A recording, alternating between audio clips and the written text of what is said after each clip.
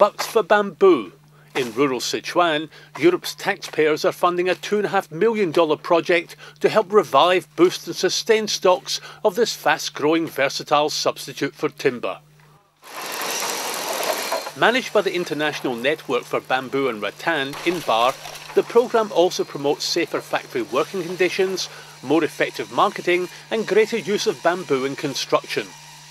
The goal is to strengthen economic recovery in a region where the production chain was destroyed in the 2008 earthquake. But there's a long way to go. A lot of problem, I think, for the workers' safety, for resource efficiency. So I think this project can bring a lot of experience or expertise from outside to help the local people. Indeed, but in Europe's age of austerity, why isn't China financing projects like this itself? The world's second largest economy has some $2.5 trillion in foreign reserves. Yet it still welcomes $2.5 billion annually in foreign aid, $70 million from the European Commission's budget alone, millions more from EU member countries, including cash-strapped Greece and Ireland.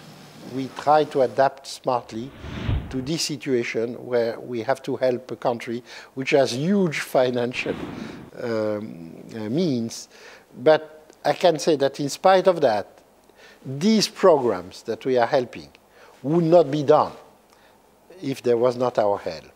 Poverty reduction, environmental protection, strengthening civil society. These kinds of targeted programs are actually political priorities for major donors like the EU, the US and Japan. But there's also a legal explanation for aiding China. For sure, China has the means to dazzle by spending billions on events like the Shanghai Expo and the Beijing Olympics, not to mention $100 billion annually maintaining its military. And the country has also emerged as a multi-billion dollar donor itself, though it's accused of propping up unstable African regimes as it seeks valuable mining rights to feed its industries. But despite having most of the world's billionaires, China's per capita annual income is below $4,000. And so under the framework of the Organization for Economic Cooperation and Development, the OECD, China still qualifies for international aid. I'm not saying that is a taboo question, but it's a question that for the time being, our leadership, let's say, has decided not to take an aggressive stand. In 2008, OECD member Japan contributed over $1 billion to China, while Germany, the second largest donor, provided $500 million.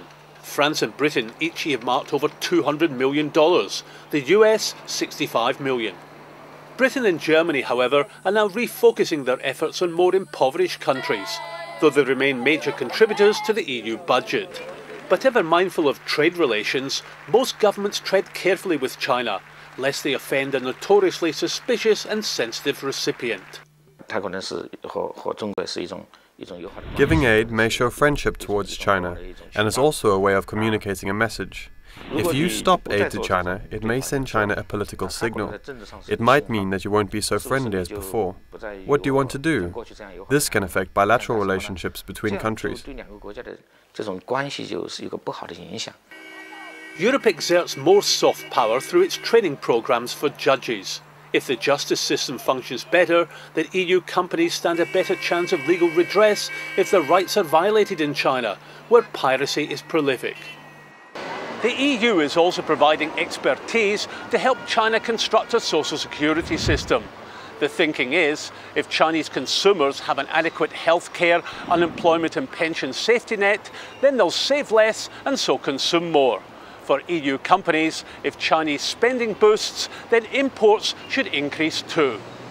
It looks like clutching at straws, and indeed taxpayers and donor countries give their politicians short shrift for funding China to such an extent, given that it's a major competitor with trillions in the bank. But the aid equation is complex, as targeted projects can deliver substantial long-term benefits. By focusing alone on the cash pledge today, you don't necessarily see the wood from the trees.